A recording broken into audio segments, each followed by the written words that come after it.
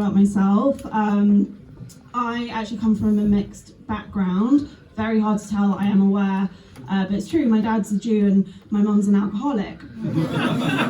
If you're not sure what that makes me, I consider myself a Mazel Tov cocktail. And growing up, my parents were very big on like life lessons and mottos and things like that. And like my mum, for example, my mum's kind of life lesson was that if you do what you love, you'll never have to work a day in your life. Which is why she got fired for drinking on the job and then married rich.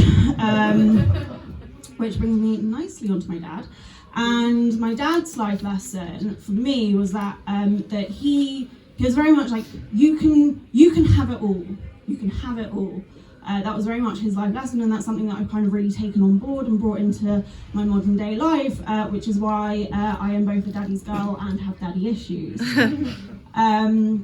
I do often get mistaken for being my dad's wife, which I think we can all agree is disgusting, because I look a lot more like his girlfriend.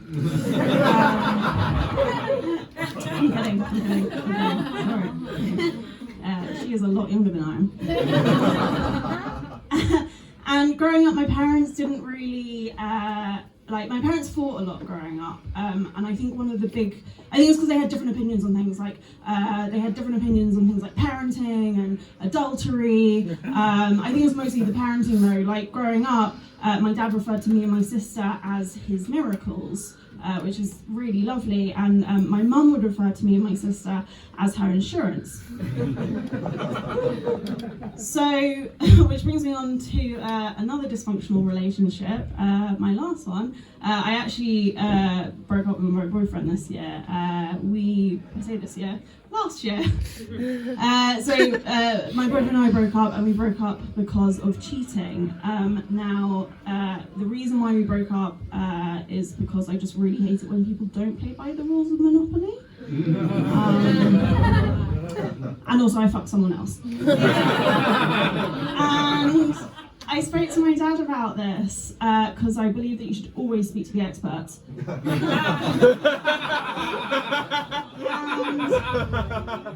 And he sat me down and he said, Leah, look, you're a bright girl, which means that you'll do the right thing and not get caught. But breaking up's hard. It's always hard. The end of a relationship's always hard. I think you always know when things are coming to an end. Like things change in the relationship. Like for me, I knew something was wrong when I didn't have to ask my boyfriend to choke me in bed.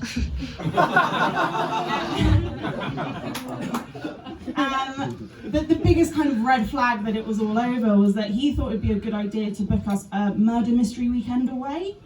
And basically all that means is that your relationship has died and you're just trying to figure out which one of you killed it.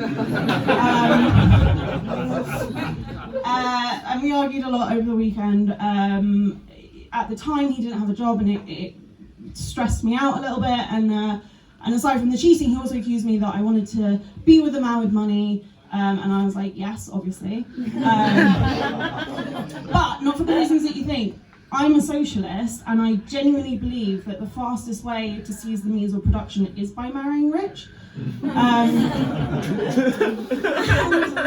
was also really offended by this. I was so offended that he thought that I was that vapid and that materialistic that I would only marry a man for his money. Who am I? My mother? Come on guys, I would also marry a man for his dick.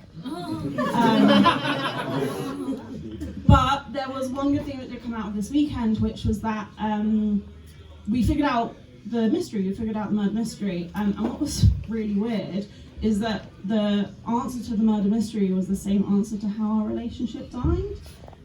Which was that it was his best friend in the kitchen with a pipe. Thank you very much.